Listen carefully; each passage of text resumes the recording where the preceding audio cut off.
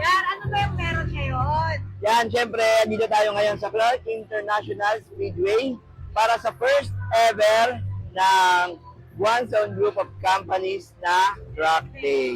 Yan. So, Circuit Day, Circuit Day. Tama ma'am, Circuit Day. And syempre, gagawin natin masaya to. Ang dami ng participants, ang dami na kisali. Ayan, shoutout.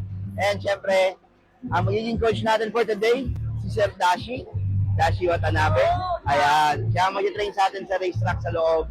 And syempre, ano ba hinihintay natin? Kinuha na natin yung kit natin. Ayan. So, syempre, big shoutout sa Guanzon.